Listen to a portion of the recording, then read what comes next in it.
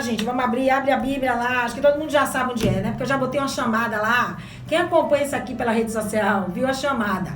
A chamada diz assim, Deus está escrevendo. Deus está escrevendo. Teve gente que quando viu essa chamada ficou meio com medo. Ficou meio nervoso quando viu esse negócio. Eu acredito que teve gente aí que não gostou muito disso, não. Mas vamos lá, né? Vamos lá, Deus está escrevendo novamente na parede. Deus está escrevendo. Vamos lá, Daniel. Capítulo 5. Deli, Deus te abençoe. Não sai daí não, Dali. Sai daí não. Palavra boa, palavra rema, palavra de direção aqui agora. Abre lá no capítulo 5 de Daniel. Vamos falar sobre esse rei aqui. Esse rei consequente chamado Belsazar. Vamos lá. Daniel capítulo 5 diz assim. O rei Belsazar, capítulo 5, versículo 1. Diz assim, o rei Belsazar fez uma grande festa para 1000 de seus nobres e bebeu vinho perante os 1000. Belsazar, enquanto experimentava o vinho, ordenou que trouxessem os vasos de ouro e prata que seu pai, Nabucodonosor, havia retirado do templo que estava em Jerusalém, para que o rei e os seus príncipes e suas esposas e concubinas, escuta isso aqui, pudessem beber neles. Então, trouxeram, exatamente, pastora, capítulo 5, versículo 1, já estou no 2. Então, trouxeram os vasos de ouro que foram retirados do templo da casa de Deus, que estava em Jerusalém. E o rei e seus príncipes, suas esposas e concubinas beberam neles. Eu vou repetir o versículo 2. Belsazar, enquanto experimentava o vinho, ordenou que trouxessem os vasos de ouro e prata que Nabucodonosor havia retirado do templo que estava em Jerusalém. Esse templo é o templo de Deus, a casa de Deus. Para que o rei e os seus príncipes e suas esposas e concubinas pudessem beber nele. Né? Isso aqui foi a ordem desse rei aqui. Bora entender isso aqui. Essa mensagem aqui, essa mensagem que Deus vai falar aqui agora, ela traz para nós uma lição moral, sabe? Uma lição moral para nós, da parte de Deus. Então, bora entender primeiro quem era esse cara aí, esse Belsazar aí. Para quem não sabe, Belsazar, ele não era filho de Nabucodonosor. Apesar da Bíblia aqui citar isso, mas teólogos, estudiosos, na maioria das Bíblias que eu já li, na maioria das pesquisas que eu fiz, nos mostram que ele era filho do rei Nabonido. E Nabonido tinha casado com uma filha de Nabucodonosor. Então, era como se Nabucodonosor fosse avô do Belsazar, né? Mas o avô é um pai, né? O segundo pai. Então, a Bíblia retrata como, mas ele não é pai. Se você for olhar em algumas versões, eu tenho lá a versão lá, King James, a de estudo. Ela também não coloca como Nabucodonosor, como pai. Ela coloca Nabonido como pai. Depois você pode pesquisar aí que você vai ver. E o que acontece? O Belsazar, ele estava ali, mas ele não era um rei oficial da Babilônia. Fica entendendo isso aqui. Ele não era o rei oficial. Ele não tinha a totalidade do poder. Ele estava ali sendo um rei interino. Sabe aquela pessoa que está ali por um tempo? Aquela pessoa que está ali por um período? Foi isso aí. Ele estava ali como um rei interino. Por quê? Porque o rei Nabonido, que era o rei oficial, ele estava no campo, né? Ele estava em guerra, travando as guerras.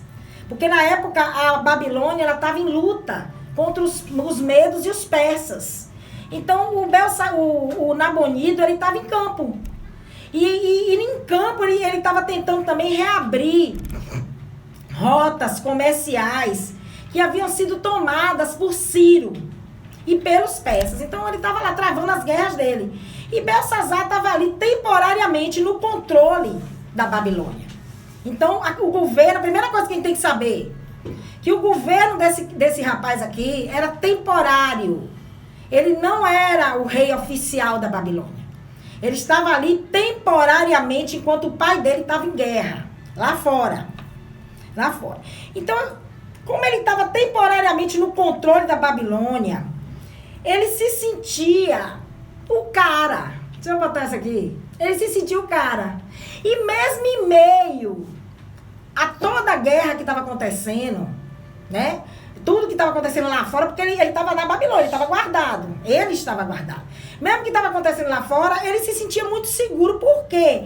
Porque apesar das guerras estarem acontecendo, irmão Denivaldo, apesar de tudo estar acontecendo lá fora, a Babilônia, ela havia conseguido juntar, sabe, provisões, mantimentos para 20 anos. Se a guerra durasse 20 anos lá fora, não ia ter falta de nada dentro da Babilônia. Não ia faltar alimento, não ia faltar provisão. Porque quando tem guerra, a primeira coisa que some é a comida. Quando existe uma guerra muito grande, o alimento ele começa a ficar escasso. Viu? O alimento, por quê? Porque naquela época os reinos eles ficavam confinados, né, nas suas fortalezas. Então, eles ficavam impedidos, as rotas comerciais elas eram travadas. Então, o que a Babilônia fez? A Babilônia se supriu de todo o mantimento. Ela se assegurou de toda a provisão para manter ela durante 20 anos. Então, o rei Belsazar, ele se sentia muito seguro por trás dos muros da Babilônia, né? E aí eu já quero abrir um parênteses aqui. Quero abrir um parênteses aqui, já vou uma chamada de Deus aqui. Nós temos que ter cuidado com essa falsa sensação de segurança, viu? Nós temos que ter cuidado com a nossa prepotência. Por quê? Porque estamos nos sentindo muito seguros, né? A segurança em demasia, ela é muito perigosa. Por que ela é perigosa? Porque quando nós nos sentimos muito confiantes, quando nós... Ai, eu esqueci de olhar pro Face. Quando nós nos sentimos muito seguros, nós corremos o risco de cometer, sabe, insanidades. Nós corremos o risco de quebrar regras. Quando a gente tá seguro demais, a gente, né? A tendência é que nós nos sintamos super poderosos, né? E aí começam as insanidades, começa a quebrar regras. E foi o que aconteceu com Belsazar. Foi o que aconteceu. O Belsazar, ele se sentia tão seguro na sua posição que ele não hesitou em nenhum momento em realizar aquele banquete. E a palavra diz que não era um banquete qualquer. Foi um grande banquete, um banquete para 1000 pessoas. Só que esse banquete aí, ele era um banquete diferente dos banquetes tradicionais, eu vou colocar essa palavra aqui, tradicionais na época do período persa. Por quê? Porque nos banquetes tradicionais, as mulheres, escuta isso, elas não participavam. Os banquetes oferecidos aos senhores das províncias, aos príncipes, as mulheres, elas não participavam. Então, aquele banquete ali foi um banquete incomum, né? Aquele banquete ali foi um banquete, sabe, diferente, né? E tudo nos leva aqui que deve ter sido um banquete daquele jeito, porque tinha tanto esposas quanto concubinas, né? Tantas amantes e as esposas, estavam tudo no mesmo lugar. Todo mundo ocupando o mesmo espaço ali. Tava tudo misturado, foi uma mistura terrível. Foi uma mistura terrível. Esse negócio aí de separação na hora desses banquetes oferecidos a lideranças, oferecidos a príncipes, né, a senhores de províncias, ele é tão real, esse costume de só os homens participarem, que se você voltar lá no livro de Esther, você vai olhar o momento, a gente vai encontrar Assuero, no momento em que ele resolve dar um banquete. Todo mundo lembra disso. Assuero, ele resolve dar um banquete, e nesse banquete, a palavra nos diz que ele era exclusivo para os príncipes. Se você pegar lá Esther, você vai ver. A palavra diz que o banquete de Assuero, ele foi um banquete exclusivo para os príncipes, para os senhores, os grandes senhores das províncias e para os seus servos. Os empregados, né, homens desses senhores. E que, paralelamente ao banquete de Assuero, estava acontecendo um outro banquete, que era um banquete para mulheres, que a rainha Vasti tinha feito, estava fazendo naquele momento. Você vê que a coisa é tão assim, que... Aí, eu estudando isso aqui, eu comecei a levantar suposições, hipóteses, né? Qual foi o motivo da negativa? O Espírito trouxe para mim. Porque o rei Assuero, ele chama Vasti. Ele queria expor a mulher dele, ele queria mostrar a beleza da rainha. E ela se negou aí. Aí muita gente, a gente prega muito que ela se negou porque ela foi rebelde. Mas será que não foi esse o real motivo? Será que ela não se negou por respeito a essa regra que existia? Né, irmão Denivaldo? Porque se existia uma regra, que os banquetes era reservado para homens, para senhores, para príncipes. E os banquetes das mulheres eram separados. E a rainha Vasti, ela não vai, ela se nega a aparecer na presença do rei. Então comecei a cogitar isso aqui. Mas daí deixa quieto, né? Essa é outra história. Então, eu trouxe a história de Assuero aqui, o banquete, pra gente fazer uma comparação de como Belsazar, ou Esmara, Deus abençoe, como Belsazar, ele era insensato. O rei Belsazar, ele era extremamente insensato. Era uma pessoa que não pensava muito para fazer as coisas, não. E além de ser insensato, ele era prepotente, né? Pior do que ser insensato é ser prepotente. Eu fui buscar, como sempre, sinônimos da palavra prepotente. Aí eu encontrei lá no dicionário que a pessoa prepotente é aquela pessoa que abusa do poder. É aquela pessoa tirana. A pessoa prepotente, ela é arbitrária, sabe? E a pessoa que é arbitrária, ela quebra regras. Como Belsazar, né? Belsazar era arbitrário, ele quebrava regras. A primeira regra que ele quebrou foi esse banquete aí, todo misturado, né? Alguns estudiosos dizem que alguns teólogos, né? Eles falam que Belsazar, ele fez aquele banquete para alegrar a liderança dele. Porque estava em meio à guerra e a Babilônia ela já tinha perdido muitas batalhas lá fora. Então ele fez aquele banquete como uma forma de dar ânimo. Mas nada disso foi comprovado, isso são suposições teológicas, né? Então Belsazar, ele quebrou muitas regras dentro do reinado. Dentro daquele governo temporário. Dentro daquele período em que ele controlou a Babilônia, ele quebrou muitas regras. E o Belsazar, ele estava tão envolvido, tão autoconfiante, sabe? Ele estava tão envolvido dentro das vontades dele, tão autoconfiante, que ele não entendia, para você ver o que é uma pessoa que só olha para si mesmo. Olhe bem.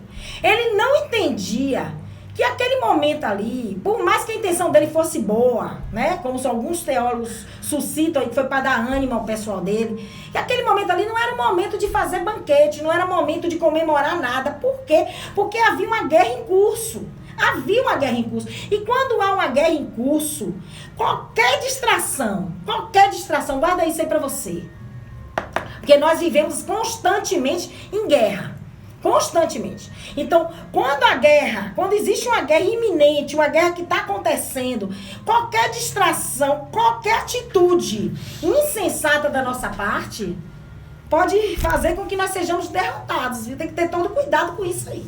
Tem que ter todo cuidado. Belsazar, ele não sabia, não. Ele não sabia. No momento em que ele estava ali, fazendo o que ele fez, no momento em que ele estava no meio daquelas orgias ali, né? Tudo mostra que aquele banquete foi um banquete que teve todo tipo de coisa ali. Então, no meio que ele estava em meio àquela festa ali, bebendo vinho, o rei Ciro tinha acabado de derrotar o Nabonido, o pai dele, perto dali da Babilônia. E pior, o rei Ciro ele já estava próximo aos portões da cidade. Mas o Belsazar ele não sabia disso. Deus já sabia. Deus já sabia de tudo. Mas Belsazar não. Belsazar estava fazendo festa. Belsazar estava cometendo insanidade. Belsazar estava satisfazendo a carne dele. Satisfazendo a vaidade dele, sabe? Era isso que Belsazar estava. Então ele estava distraído.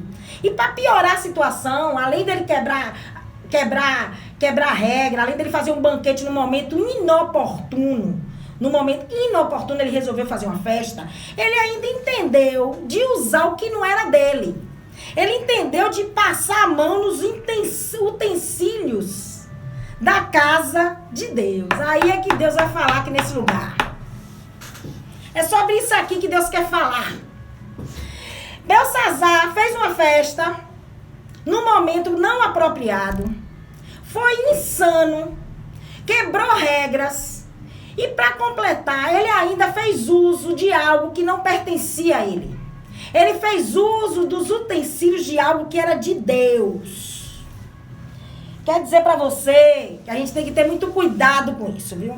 A gente tem que ter muito cuidado com as tentações da nossa carne. Porque a nossa carne fica tentando a gente para fazer o que não deve. Por quê? Porque um erro, escuta isso aqui.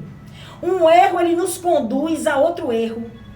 Um abismo, ele nos leva a outro abismo. A palavra já nos ensina isso.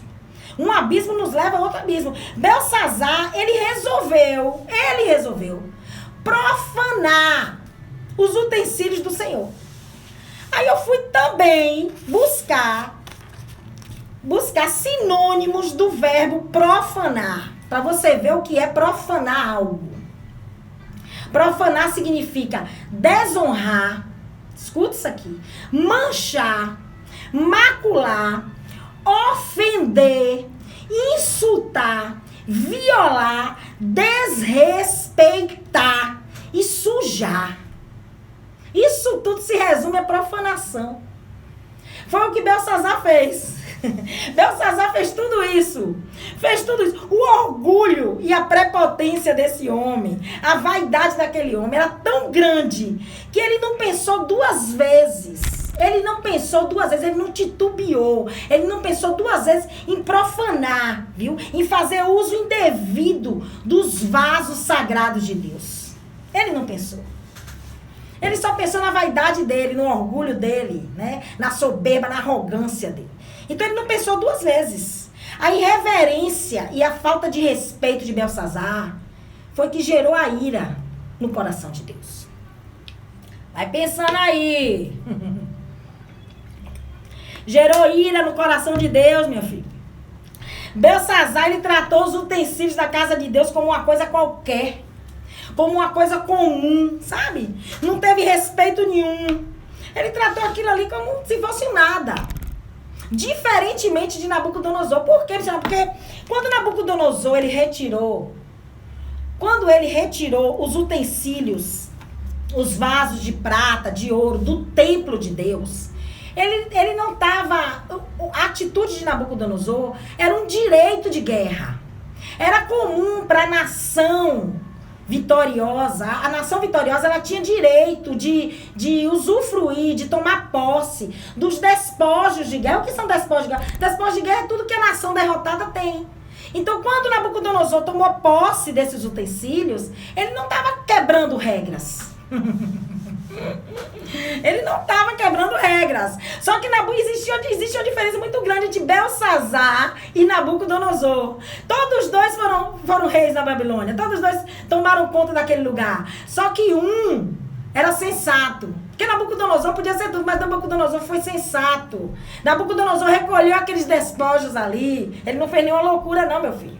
Ele recolheu os despojos e colocou no depósito do reino. Ele guardou aqueles utensílios. Ele não pegou os utensílios da casa de Deus, os vasos da casa de Deus, e começou a expor os vasos da casa de Deus, não. Ele não fez isso, não.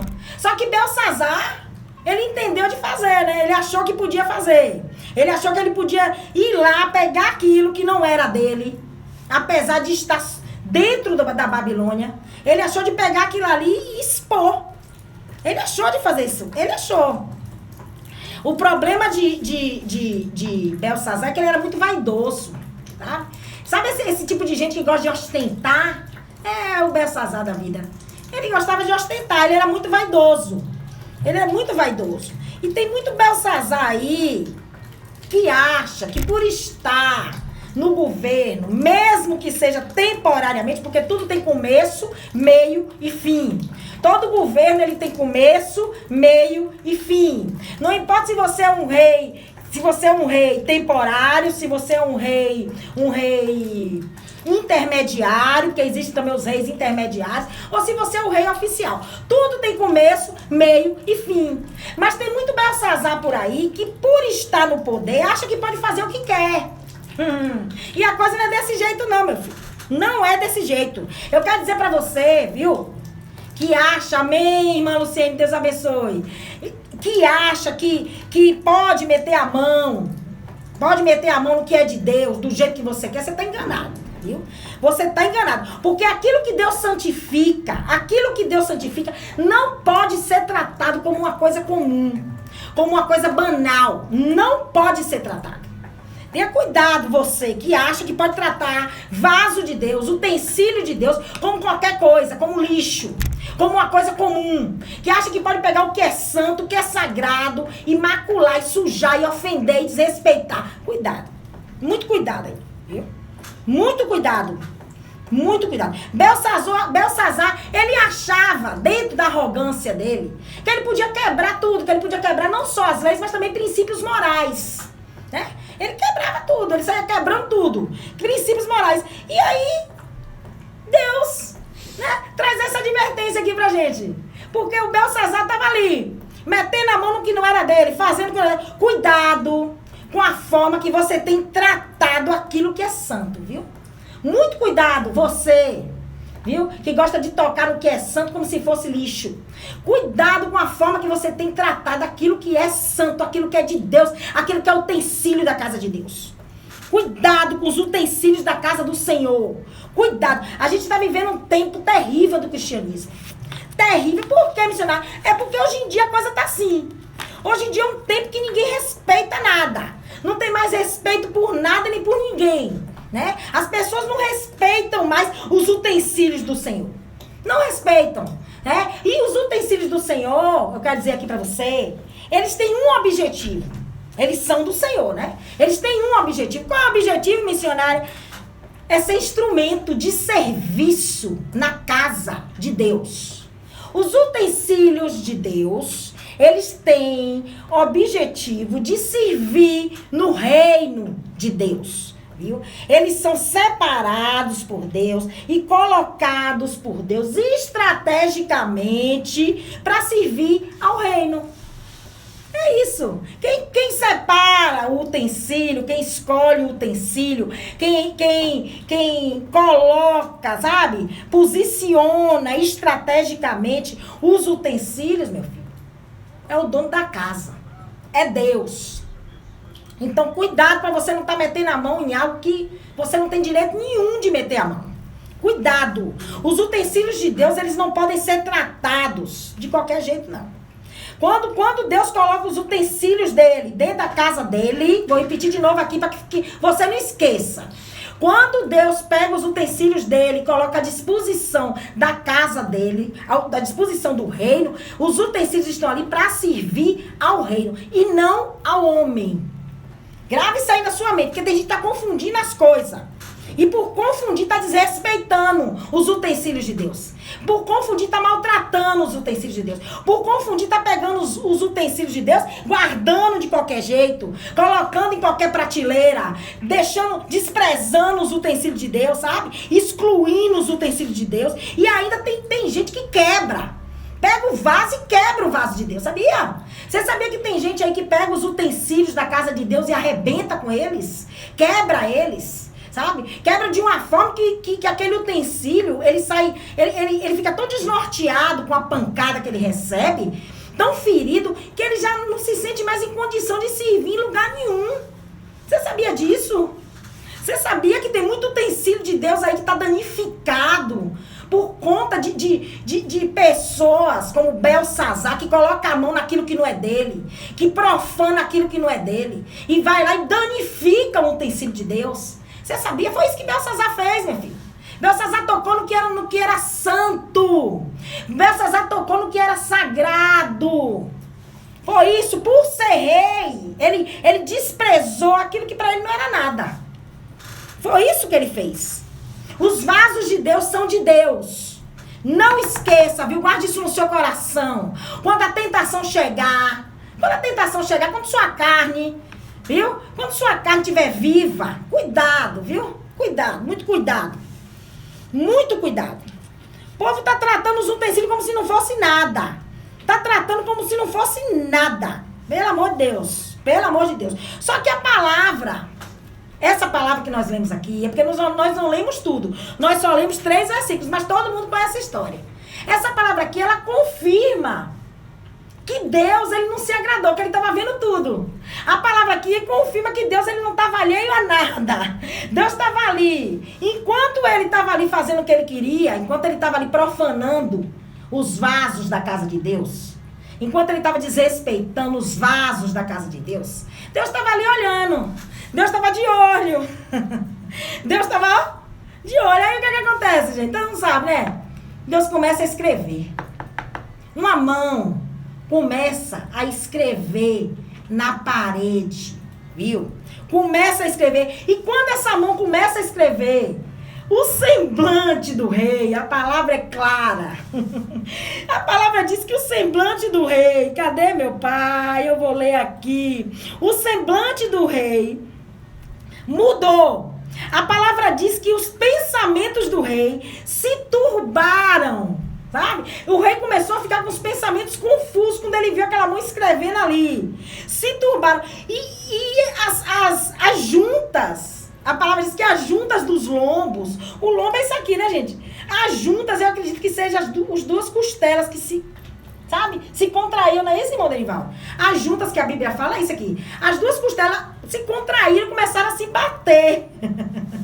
Se relaxaram, sabe? As duas costelas ficaram contraídas. E os joelhos do rei, os joelhos do tal do Belsazar, começou a bater um no outro. Escuta isso aqui. Escuta isso aqui. Belsazar tremeu. Igual desenho animado. Você vai desenho animado? Tu já viu desenho animado? Quando o desenho começa a tremer, tu já viu, Neymar? O desenho, ele fica todo desengonçado, coitadinho, porque treme tudo. Treme perna, treme dente, treme cabeça, treme mão, treme corpo, treme tudo. O Belsazar, ele começou a tremer. Ele teve medo. Sabe por quê? Sabe por que ele teve medo? Porque no fundo, no subconsciente dele, ele sabia que ele tinha dado fora ali, que ele tinha errado, que ele tinha feito algo e na hora.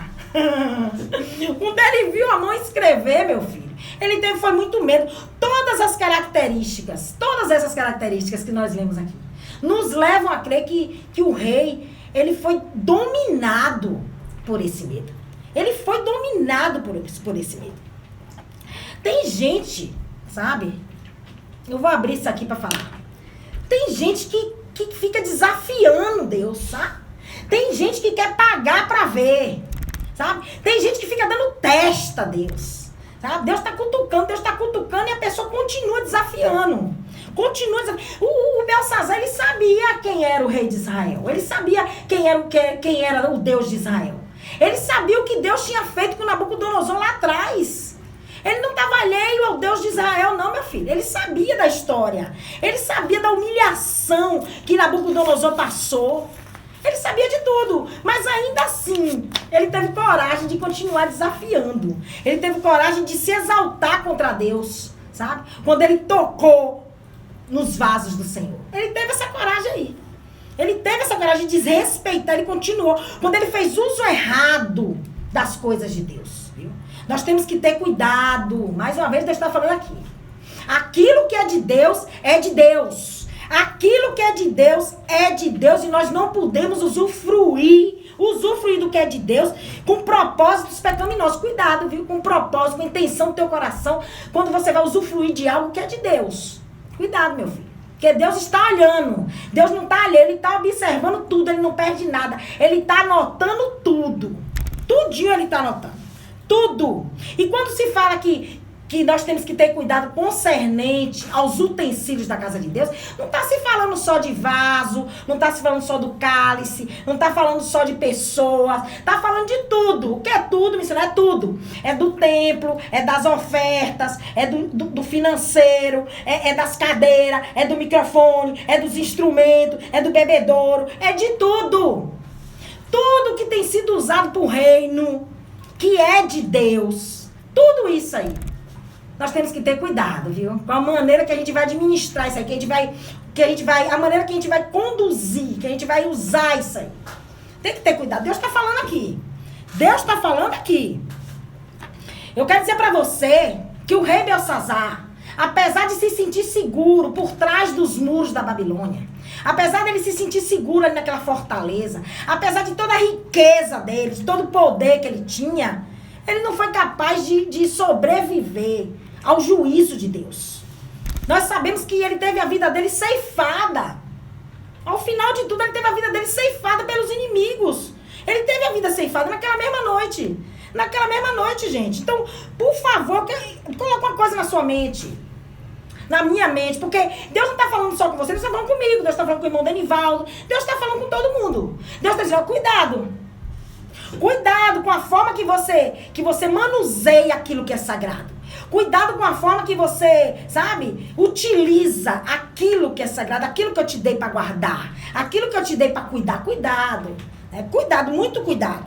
Muito cuidado mesmo. Eu quero dizer para você que quando Deus resolve escrever na parede, no momento em que Deus resolve escrever na parede, o juízo ele é imediato, viu, gente? Não fique pensando que Deus vai escrever hoje e vai ser daqui a... Não. Sabe por que eu lhe digo não? Porque havia uma mensagem profética sobre a Babilônia. Havia uma profecia que foi lançada lá atrás sobre a Babilônia. Deus já sabia o que ia acontecer. O profeta Isaías, lá no versículo 21, eu não marquei aqui, mas eu vou achar. Lá no versículo 21, o profeta Isaías, ele previu, ele profetizou essa destruição aqui. Ele profetizou. No versículo 5, ele diz assim, ó.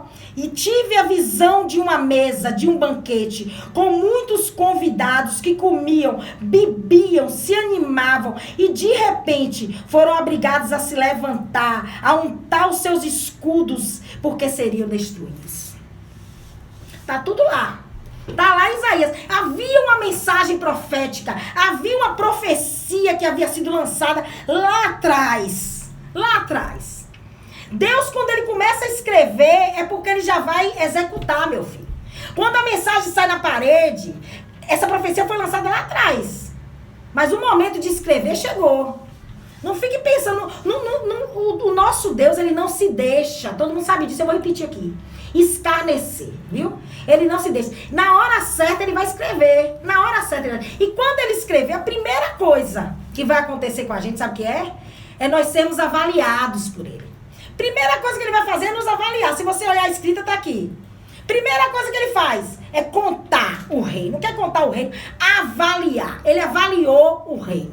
A primeira coisa que ele vai fazer é avaliar. Depois que ele avaliar, gente, depois que ele nos avaliar, ele vai nos colocar na balança dele. Mas não é uma balancinha qualquer, não. Deixa eu dizer aqui pra você. A balança de Deus é balança santa. A balança de Deus, ela não tem... Ela não é... Ela é calibrada, sabe? Ela não tem problema nenhum, não. Ela já tem um selinho do Inmetro. O Inmetro já, sabe? Aquele selo que diz assim, não, essa balança aqui, ela é confiável. Quem tem negócio aí sabe. Aí o Inmetro, ele chega lá pra aferir a balança. Quando eu tinha comércio, era assim. O Inmetro virava e mexia, ele aparecia lá. Pra aferir minha balança, pra olhar como é que tava. Se eu não tava roubando ninguém. Se eu não tava tirando nada de ninguém, né? Se eu não tava sendo um mau caráter com ninguém. A balança do Inmetro chegou lá. O Inmetro chega lá pra olhar isso. Então a balança de Deus, ela não é descalibrada, não. Ela é calibrada. Muito bem calibrada, por sinal. Ela não tem problema nenhum de errar. Nenhum. Depois que nós somos pesados, aí a falta, se nós tivermos, geralmente, quando a gente está chegando ao ponto de ser pesado por Deus, é porque tem alguma coisa errada, né? Quando você é pesado, a falta, ela vai aparecer, viu, meu filho? Ela vai aparecer e junto com a falta, a destruição também vai acontecer. Ai, missionária, eu disse, não vou mentir pra você, meu filho. Porque quem tá falando não sou eu, quem tá falando aqui é Deus. Existia uma mensagem, irmão Denivaldo, profética. Deus já tinha falado lá atrás. É porque às vezes, deixa eu dizer aqui pra você, nós não damos crédito ao que Deus nos fala um dia, sabe? Tem pessoas que Deus usa os profetas para chegar, sabe? Para dar uma cutucada, para dar um beliscão, para trazer algo da parte de Deus, um alerta. E a gente se faz de doido, se faz de maluco, finge que não tá vindo, finge que não é com a gente, né? Porque a gente só quer receber de Deus o que é bom. A gente só quer receber de Deus a profecia de exaltação. A gente não quer receber de Deus a correção. A gente não quer receber de Deus, sabe, o conserto. A gente não quer receber de Deus o alinhamento, né? A gente não quer o prumo. A gente não quer aquele momento em que Deus está botando a gente no prumo. A gente não quer. Então tem profecias que a gente recebe ao longo da nossa caminhada que a gente simplesmente despreza. Só que a palavra nos diz que nós não devemos desprezar as profecias. Você tem sim que examinar o profeta. Mas não despreze as profecias. Porque tem muita coisa aí também que é da carne. Tem muita coisa aí que é profetada, irmão Denival. Tem muita gente aí que não... Sabe, aqueles profetas de Baal. Profeta que fala o que é conveniente. O profeta que fala aquilo que você gosta de ouvir. Mas a profecia verdadeira, você não pode desprezar. Mas para você não desprezar, você vai ter que examinar o profeta. Tem gente que sabe que o profeta é homem de Deus, é mulher de Deus, sabe que é Deus falando, sabe que Deus já deu um bocado de sacudida, sabe que Deus já usou vaso para chamar a atenção, para trazer para o arrependimento, para trazer para o conserto, mas continua ali, fazendo o que Deus não quer. Continua ali, metendo a mão em vaso de Deus. Continua ali, sabe? Tratando o que é sagrado como se fosse vulgar, como se fosse uma coisa banal. E Deus hoje está dizendo... Para com isso. Por quê? Porque nosso Deus, ele é Deus de misericórdia. O Deus que nós servimos, esse Deus que nós amamos ou dizemos amar, ele é um Deus de misericórdia, um Deus de oportunidades.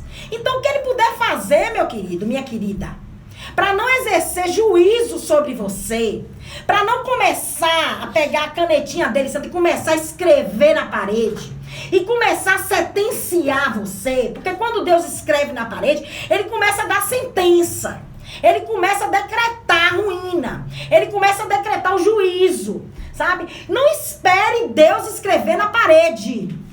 Não espere. Deus está falando hoje com a igreja. Não espere Deus escrever na parede. Cuidado. Cuidado com a forma que você está tratando aquilo que é sagrado. Cuidado com a forma que você está conduzindo aquilo que é santo. Cuidado com a forma que você está guardando os utensílios da casa de Deus. Cuidado com a forma que você está utilizando os utensílios. Porque tem gente que ainda utiliza os vasos de maneira incorreta. Sabe? Utiliza os vasos de acordo com sua conveniência, de acordo com sua vaidade, de acordo com aquilo que é interessante para ele, que é conveniente. E você não é vaso. Você não é dono de vaso. Você simplesmente está ali, sabe, como guardador. O papel de Belsazar nesse momento aqui não foi ele que pegou os vasos de Jerusalém. Quem pegou os vasos lá do templo de Deus foi Nabucodonosor. Mas Nabucodonosor, apesar de tudo, foi um homem que se rendeu a Deus. Só que esse cara aqui, esse vaidoso aqui, esse déspota, esse tirano, esse prepotente aqui, mesmo sabendo, mesmo conhecendo o Deus de Israel, mesmo sabendo das experiências que Nabucodonosor tinha passado, mesmo sabendo de tudo que Deus faz, e que Deus é um Deus de justiça, e que Deus é um Deus de misericórdia, e que Deus não se deixa escarnecer, ele quis desafiar Deus.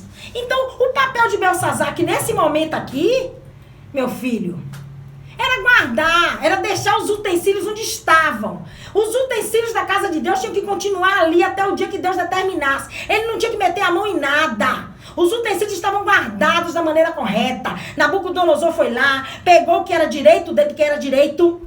Você pode dizer o que for, era direito. Ele ganhou a guerra. Pegou lá os utensílios, levou os despojos. Mas o que foi que ele fez?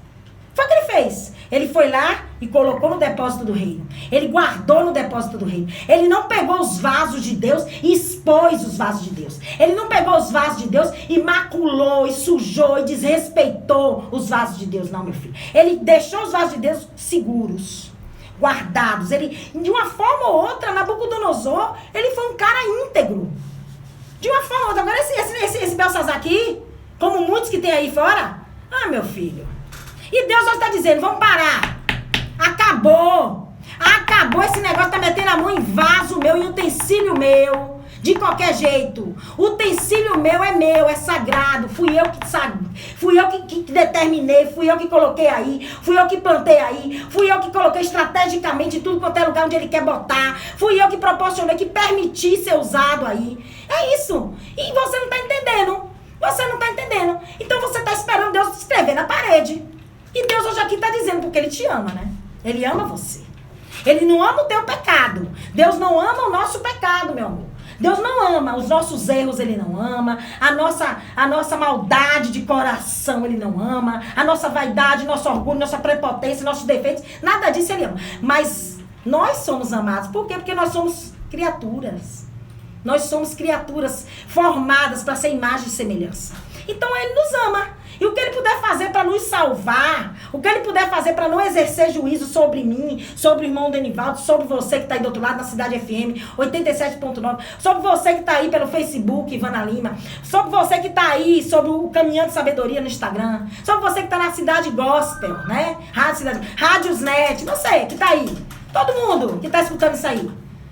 Ele te ama, querido. Ele não ama o seu pecado, é a sua iniquidade. Porque iniquidade é você fazer várias vezes, cometer várias vezes o mesmo erro, né? Tem gente que está fazendo isso o tempo todo. Então, o tempo todo na iniquidade. Deus já disse, não é assim. Cuidado, não faz. Eu não estou gostando disso. Eu não estou me agradando e continua fazendo. Continua cometendo iniquidade. Iniquidade é pecado consciente. Iniquidade é erro consciente. Você está pecando sabendo que você está fazendo algo que desagrada a Deus. Então, em nome de Jesus, eu quero declarar sobre a tua vida, sobre a minha vida, sobre a vida de Denivaldo, sobre a vida de Pastor Fábio, sobre a vida da Bispa Elisa que está chegando na estante com o programa Encontro de Fé, sobre a vida de todo mundo que está escutando. Eu quero declarar sobre a vida de todos nós que estamos como cooperadores no reino, como vasos no reino, como vasos separados do reino. Eu quero declarar sobre a sua vida que hoje já não quer mais servir no reino. Por quê? Porque foi maltratado no reino, porque foi jogado de lado no reino, porque foi todo esbagaçado no reino, já não quer mais servir.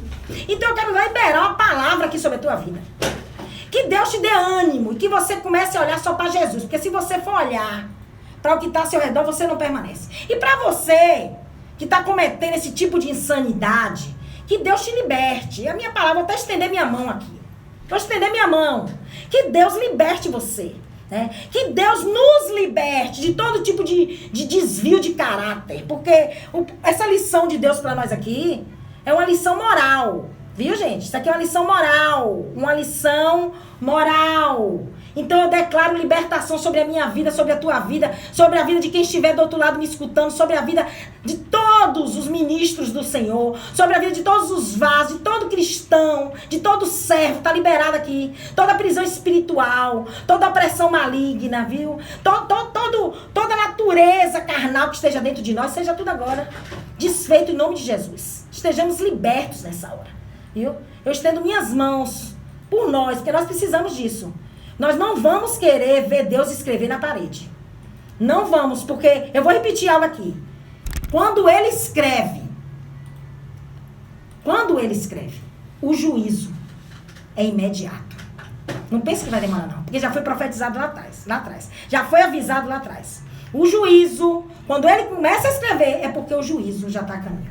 Logo depois que aconteceu isso, logo depois que Daniel foi chamado, a gente conhece a história, logo depois que Daniel chegou lá e decifrou tudo, oh meu Deus, foi questão de tempo para Síria invadir a Babilônia, destruir tudo e o rei Belsazar ser morto.